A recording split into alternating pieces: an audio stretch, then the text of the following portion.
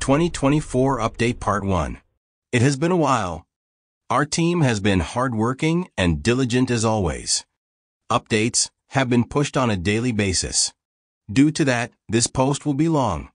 That is why we made an updated summary and then a more detailed list of information for those who want to read everything. We would like to thank our dear testers for finding and reporting bugs. Our current bug report status has reached over 500 bugs reported and around 90% of them have been fixed. But it does not mean we have a bug-free game yet, as each feature implemented has the potential to create new ones. However, we are happy to say that the worst and most common offenders have been fixed. The in-game bug report system has been really useful, and a few individuals who have been grinding the game hard do require special thanks. A few major bugs that were causing lag spikes and sloppiness were found and squished. A few example issues. One hexing previously felt very inaccurate, but now it is much more fluent and snappier. Some shaders caused huge lag spikes when NPCs got in view of the player. On each action that had audio cues, playback was initiated multiple times, which caused microlagging. The performance of the game is much more optimized than what it was a year ago. There will be 4 posts in total today. Below is a summary. Summary of updates. Part 1. Metro Dumeon. Radiation Mechanics. Town Militia. Item Quality. Weapon and Armor Modding. Part 2. User Interface. Quality of Life Improvements. World Map Improvements. Challenges. Discord Compatibility. Shaders, Animation and Textures. Part 3. Combat Improvements and Balance Changes. New Playable Races. Character Registration and Origins. Base Building and Management Improvements. New Skill Books. Transit Protection. Part 4. World Map Events. Assignments. Usable Items and Tools. Client Updater. Hotkey System. Weather Effects. Advanced Filter. Paginated Pages. Fixes. Halloween Event. There is much to talk about, so let's start with the biggest new thing that was added recently, the Metro Dungeon. Metro Dumeon. The dilapidated network of metro tunnels under the Boneyard is a new, randomized dungeon. The deeper you go, the more difficult it will get, and consequently, enemies and loot will be scaled based on that difficulty. High-tier loot and permanent metro upgrades are waiting to be discovered and unlocked. Pretty much everything is randomized, types of enemies, loot traps, possible hazards, and so on. Map layouts are randomized, so each new junction presents a unique challenge. To enter the metro, you need to enter the building east of Addendum, which has been taken over by the Blades. Talk to the quartermaster, who manages things from the top. Once inside, your task is to get to the nearest metro station. Expect heavy resistance. Once the enemies have been dealt with, you can retrieve the metro fob from the station's main terminal. Now you have the option to either go back to the surface or to continue to deeper tunnels, which will get more difficult the further you go. Talk to the quartermaster for more details. Player versus player action is also possible inside the metro. You and your party can meet up with other players that are close to your level and about similar party size. While going in with a party does provide more safety versus hostile NPCs, safety in numbers does have its drawbacks. A larger party means higher maintenance costs, less fluid movement in tight spots, and more potential for mistakes and mishaps. The number of metro fobs gained is limited. Each run yields only 1, so using a party might not be the most efficient way to gain them. Metro upgrades can be unlocked in the metro entrance building computers. These permanent bonuses will aid you greatly in getting to deeper levels. Upgrades are available on each difficulty's last level, the metro station. When entering metro as a party, the party members' combined upgrades are used to determine upgrades on the station. Here we can see some of the metro upgrades built on the metro station. Few screenshots from Metro Dungeon.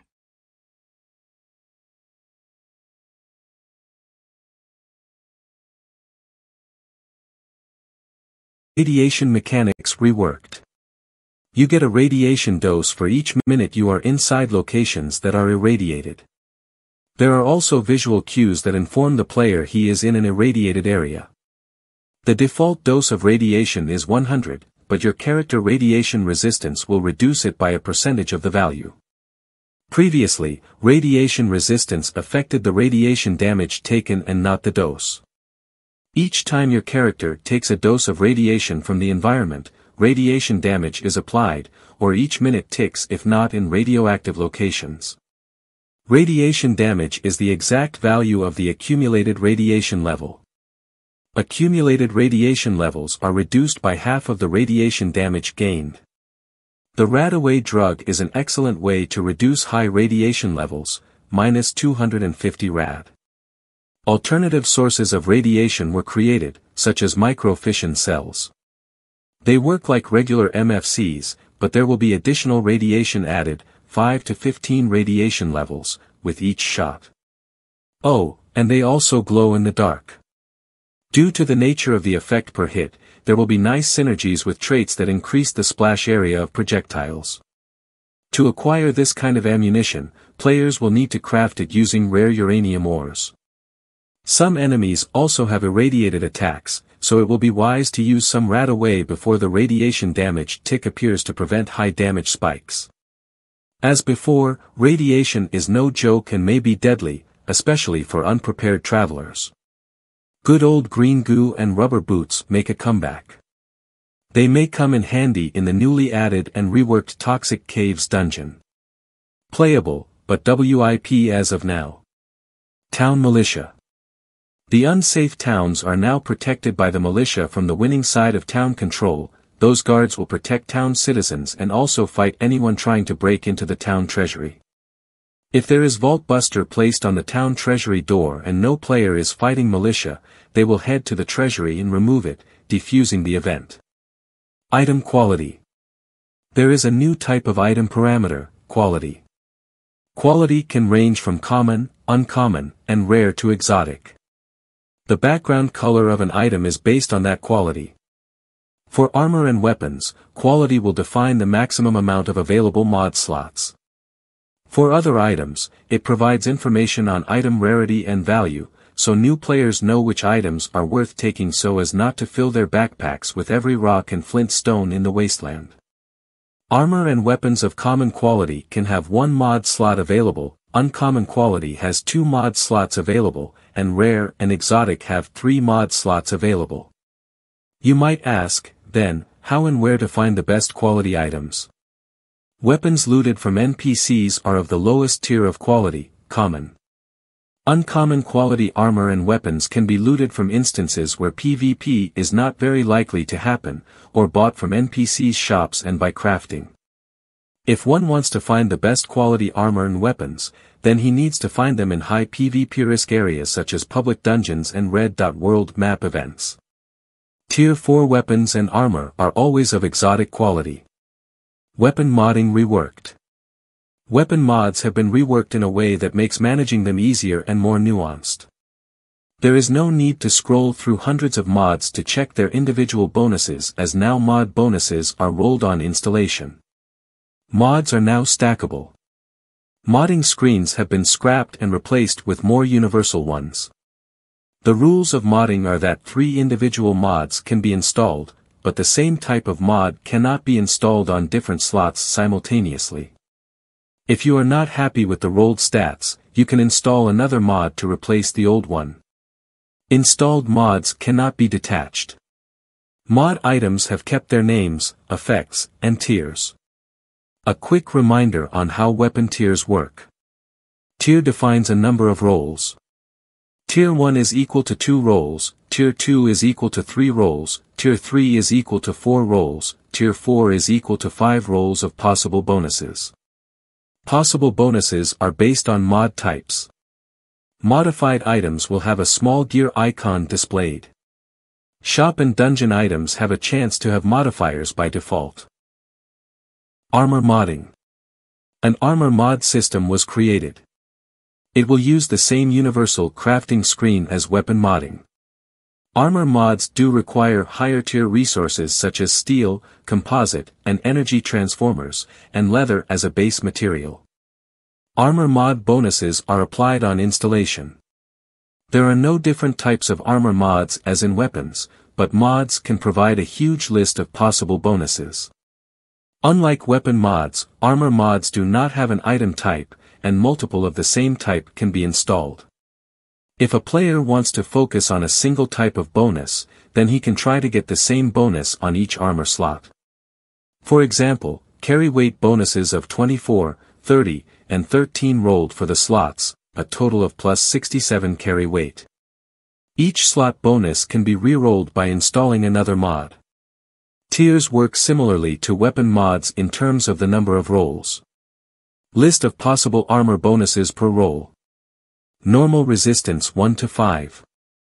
Laser resistance 1 to 5. Fire resistance 1 to 5. Plasma resistance 1 to 5. Explode resistance 1 to 5. Electric resistance 1 to 5. Critical resistance 1 to 5. Knock resistance 1 to 5. APU's reduction 1 to 5. Threshold 1 to 2. Durability 5 to 30. Carry weight 5 to 30. 2024 Update Part 2. User Interface. The user interface has been updated as we continue to shape our original style. UI can be made transparent via settings. Some screens are still in progress, but here are a few screens before and after. Quality of life improvements. Alt plus clicking on consumable items in the inventory screen to use the item. No longer need to hold down the mouse and use the context menu and hopefully hit the correct selection. You still can, but there is no longer a need to do so. Control plus clicking on the item will equip the item to first-hand slot/armor slot. You can now mark any stackable items as favorites. These items will be at the top of item lists and are not affected by drop/transfer all commands. This helps to deload inventory much faster without dropping items you need. When items are marked favorite, then a small star icon is added onto the items. Trading windows got the total weight of possible transactions added. Now you can see when weight is going over the limit of your carry capacity. This helps to optimize trading efficiency. Since we will talk about trading, I will remind you of a few older improvements to use there.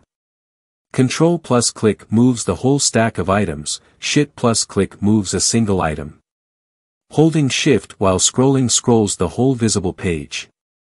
Scrolling is overall improved in all the menus. When more than one target dies to the same hex, you can now swap between corpses using small arrows in the looting screen. Mouse cursor distance from character added while holding Control. Vehicle fuel status is now visible next to the car's given name, and while driving a vehicle, players have access to a car's trunk and can even fuel it. While you are in your own base, your character will have a boosted carry weight of 2000. Just to make base managing easier. A colorblind option was created, and colors were selected based on feedback. We're still looking to improve it with some help. Hiding GUI does not hide all GUI elements anymore, just ones normally visible as an overlay, e.g. now you can interact with a container and see the loot window with a disabled UI. Harvestable old computers and fruit trees got two different stages added, unharvested and harvested, so players can see from the visuals of the object whether it is harvested or not. Quest markers. NPCs that have an untaken quest will be shown with a yellow quest tag, allowing you to find them more easily. World map improvements.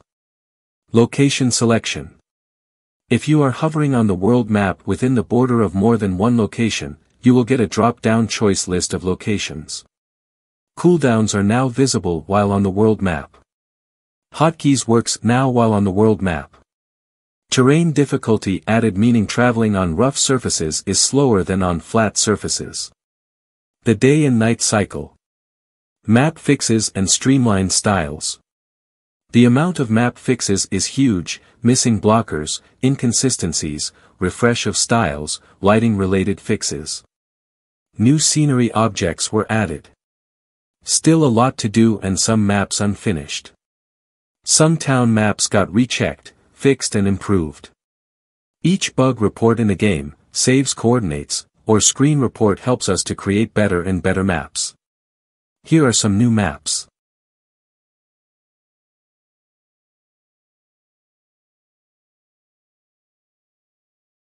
Journal. Journal was added to the game, you can open it by pressing J. Inside the journal are quest log, achievements, weekly challenges, and leaderboard. Achievements. A lot of new achievements were added to the game and more will be added later. Many achievements do have multiple levels of accomplishment, and the main rewards are a huge amount of experience and cosmetics to show off.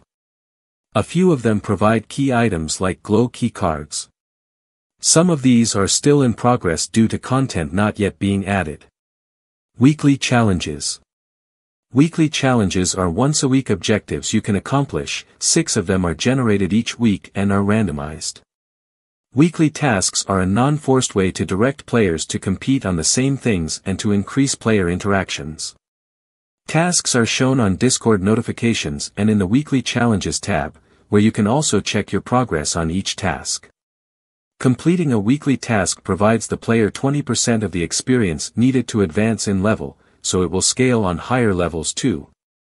Completing tasks also provides points that players can see globally on the score screen. The top 5 scores of each week will have some nice rewards. In the future, there will be a shop to spend these accumulated weekly points.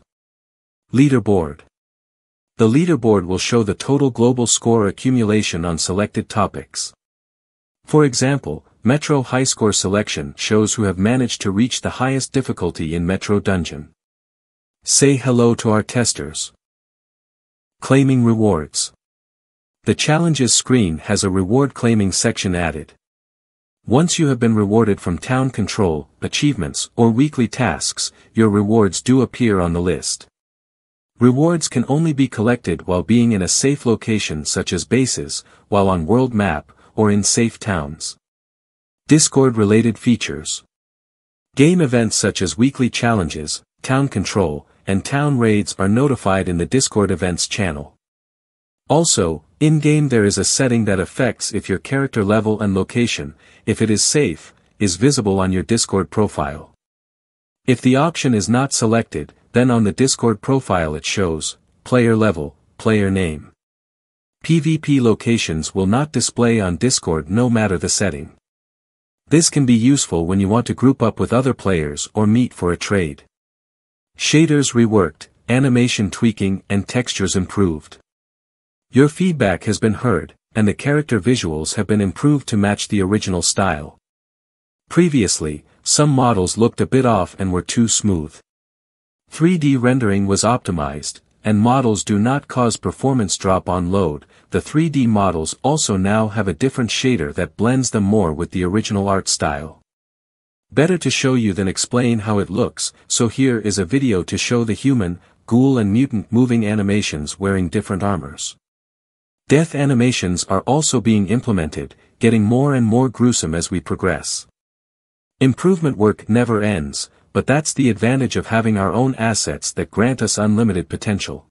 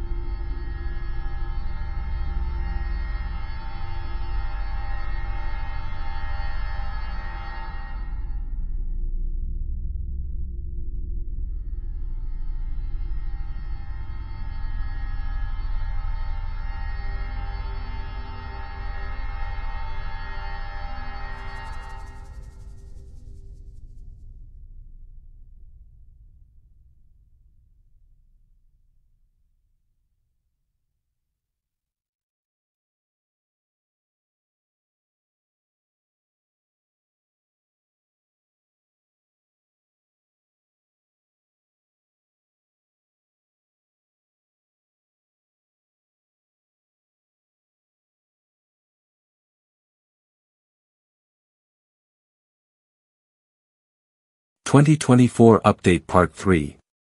Combat-related tweaks and balance changes. Previously, cones of weapons had splitting issues, so the burst lines were split in unrealistic ways. Forming the cones now uses weapon max range, not the mouse hex position. The direction of cones is defined by mouse hex position relative to the player. Slug shells straight line burst, no cone, implemented. Now you can shoot from range with the same DMG as using one hex with slug shells. Status effects. Status effects now trigger text, BRN/PSN/RAD/KO, over the target. Damage caused by you and effects on targets are shown in a different color, default color being yellow. Color can be changed in the settings. Float message does not remove previous float messages as before, it will slowly fade away. Weapon maximum range is marked with faded red lines around the player. Contour shaders were previously causing rectangle-shaped bleed over on targets around. It was messy. Now only targets that will get hit are highlighted red. Hex shooting has been improved. While holding control, hex shooting target hex is taken by the mouse cursor position, targets under the hex shooting mouse cursor no longer interfere. One hex marker under the target of one hex. When the player is at one hex distance to the target and uses burst and has a mouse over the target, the hex under target is colored red. This helps a lot when there are a lot of enemies around and the player is not sure where to click to hit the target he wants. Gap between lower and higher tier weapons were reduced in both ways. Low tier weapons damages are overall increased, so even low tier weapons can be deadly.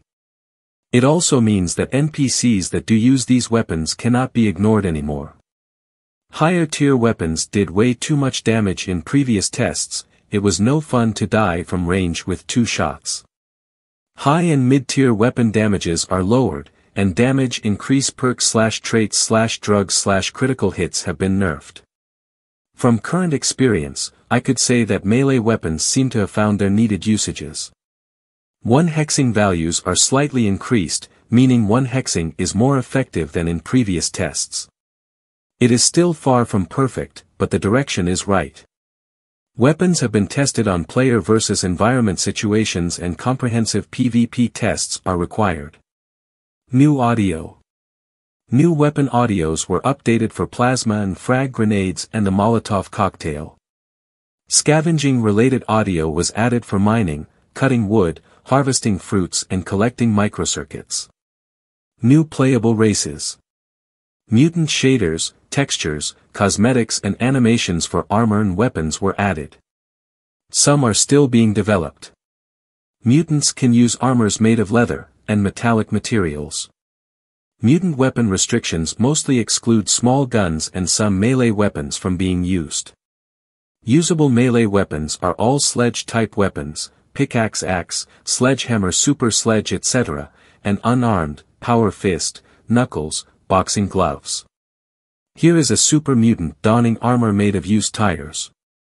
For now, there is no way to change to another race other than your choice in the character creation registration screen. Registration screen and character origin.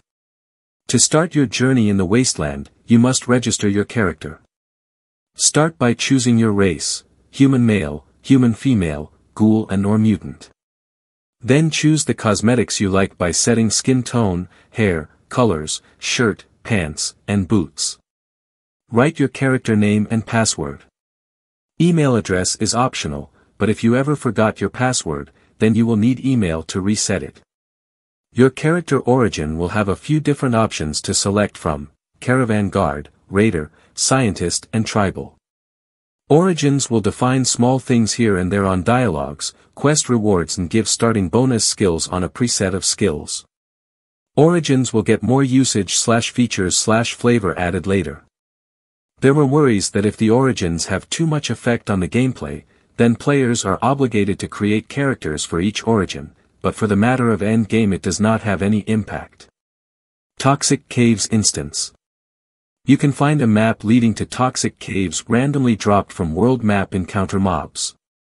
Using a map will reveal its location near Klamath. The old maps were improved, enemies and loot were redone. You can expect a lot of radiation and some sources of poison damage. If you have rubber boots, then this is the place to use them. The dungeon is still a work in progress and a new kind of puzzle is planned, and an additional boss level is added. Despite work in progress, the dungeon is fully playable. Base building and management improved and tweaked.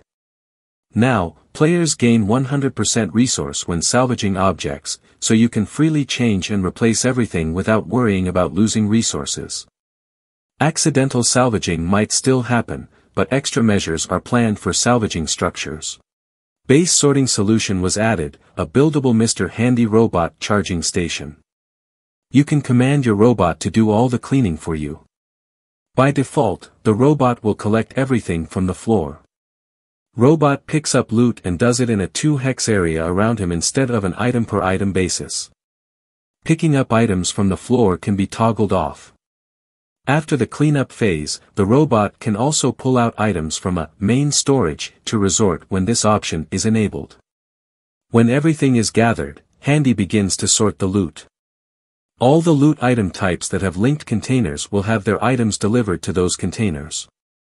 If there is no container linked, or the container does not exist anymore, the robot will deliver it to the main storage instead.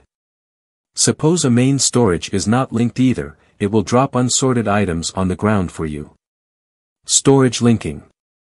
All item types are listed in the storage UI, and all detected containers are also listed. If the player labels the container, it shows the label instead of the default name of the container. By clicking the item type, then the container, you can link the item type to a specific container. Multiple item types can be linked to the same containers, so it's not an issue how you want to sort things. Item types were separated so as you can see there are a lot of options. If someone wants fewer containers he can link item types for the same containers. For example, I linked a container called mods and books to mods and books. If the player doesn't want the robot to touch items on the ground, he can disable picking up items and can use the distribute main storage feature, so you can put all items into the main container and the robot will move items from there. Car trunks have no interaction with the base cleaner, and will not have one in the future. There will be an alternative way to transfer items between bases. If more loot shows up on the floor during cleanup duty, the robot will prioritize picking up items.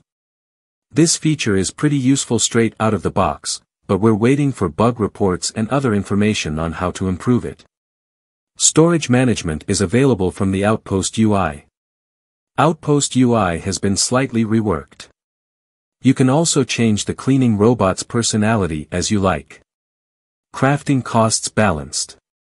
Crafting and item value costs were adjusted to make more sense, some previous values were just temporary filler. Each crafting material source and sinks were checked and balanced. Still, some changes will be needed, but the current direction is right. Skill gain and skill books. In regular gameplay without grinding any specific skills, some skills were proceeding much faster than others. Skill-related issues were comprehensively tested and adjusted to balance the speed of skill gain to be more equally proceeded. Skill gain is still slow as intended, but where's the hurry? The main source of weapon skill progression are NPCs you kill with said weapon skill. NPCs only provide a small amount of experience, this amount is directly transferred to weapon skill progression. For character experience gain, the main source will be quests. Skill formulas are still being adjusted, so still too early to go into fine details, but some short explanations. Weapon skills affect hit chance, weapon skill requirement and target distance affect your chances. First aid affects the amount of hit points healed by your first aid skill, and affects your chances to fix crippled limbs. Repair is your chance to repair items, deterioration and tier of the item affect your success rate. Pick lock affects your chances to lock pick containers and doors, lock difficulty checked versus skill level. Traps affect your chances to disarm traps, traps difficulty checked versus skill level, and it also defines the difficulty of traps placed by you. Trap skill also affects how far you can detect traps from. Scavenging skill affects the amount of resources gained from scavenging objects such as junk, cars, mining ores, cutting trees and scrapping old computers. Outdoorsmen affect your chance to avoid encounters. Barter skill affects the value you gain by selling and buying items. Skill book mechanics were changed to give flat skill bonus instead of faster skill gain % for a certain time. Each skill does have a newly made skill book to use. Skill books can be found randomly from dungeons and bought from bookshops and libraries. Using a skill book has new audio of page-turning sounds for you to enjoy. Transit protection. When you enter or change a map, there will be a small amount of time, 3 seconds, during which you are not targetable. While you are on this transit timer, you cannot change maps or target other players. You can target NPCs, which will remove the timer. NPCs do not target you while your transit timer is active. 2024 Update Part 4. World Map Events. Good old red dots mechanics were added. At random times, these dangerous locations will appear on world maps in predefined zones. So far, we have Raider Fortress, 2 types of Raider outposts, collapsed tunnel and sewer hideout. Special encounters were added. Now, you have a very low chance to get into special encounters while traveling on a world map. So far, we have 10 different special encounter maps added and a lot more are planned. Assignments. Repeatable quests from the town's notice board were added.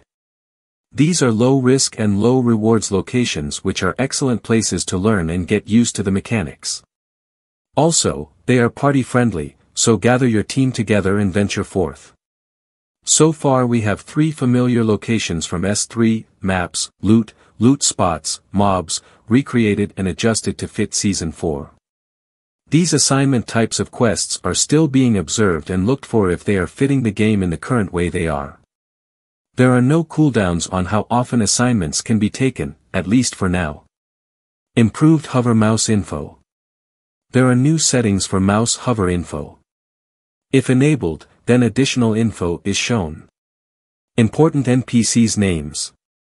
Chance to lockpick tools and hand effect. Scavengeable objects. Action on interactable objects. Destroyable objects. Items on ground and minor highlight. Notice boards improvements. Town's notice boards will now point you towards points of interest and quest objectives. Not taken quests in town will show up as notes on the notice board. We all know previously a Wikipedia was necessary to even know there is a quest. Notice boards should help to direct players towards quests. Stores and banks, crafting areas will also have their notes that you can interact with to be pointed towards it. Usable items and tools. Explosive C4, mines, dynamite. Plastic explosives were added to the game. They work differently than in the previous season. You need to craft a switch to use C4, and activating it detonates all placed C4 explosives on the same map. Only your own placed explosives can be triggered by you. C4s cannot be stacked on the same hex, and they do not explode inside player inventory or containers. The explosion of C4 does not destroy nearby C4s on the ground. These new mechanics allow nice chain reaction explosions, and creative tactics. Damage from plastic explosives is only decent, and the radius is 3 and by linking multiple of them players can do really massive damage.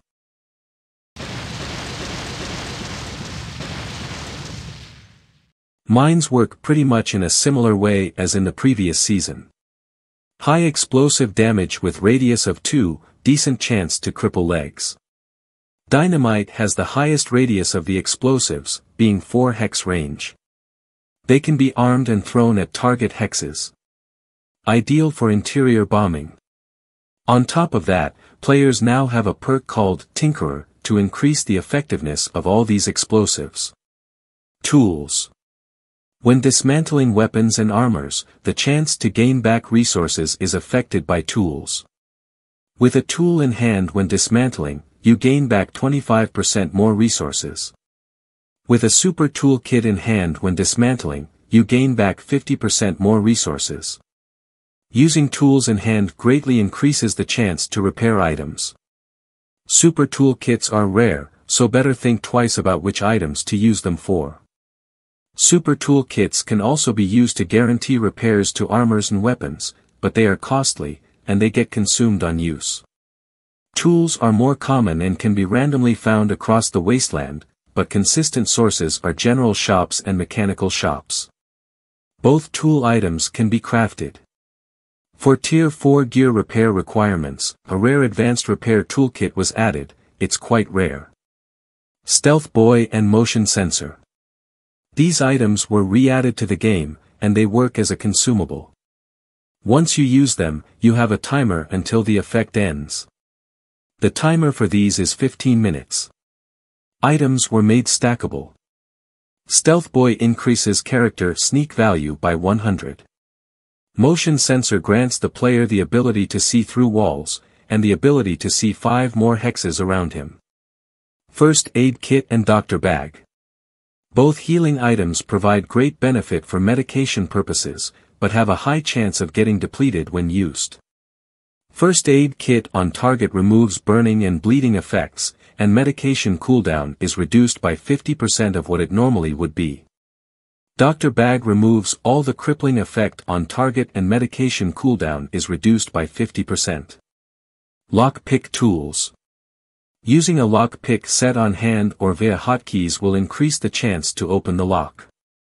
There are 2 variants for regular locks and for electronic locks. When in use, they reduce the lock's complexity level and give a boost to user lockpick skill. Client Updater. The game can now download a new .exe by itself and auto-update, so we can start pushing in-engine changes without need to redistribute the .exe file. The rest of the files are also updated on client restart. No need to worry about having to download the newest client to play the game. This brings a lot of flexibility to push even smaller updates much faster and efficiently. Hotkey system. Going to the menu in Settings, you can find the key bindings option. Here you can set key bindings for almost everything. You can even import and export key bindings, handy if you like to play on multiple computers or want to share your hotkeys with friends. Weather effects. Weather effects were added. Radiation particles and dust floating around and rain dropping. Weather effects can happen anywhere, and if it is happening in populated towns, town people will seek the cover.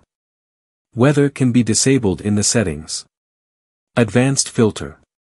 Advanced filter selection added in the settings menu. Using the advanced filter, players can filter items by types, quality, and by name. Paginated pages.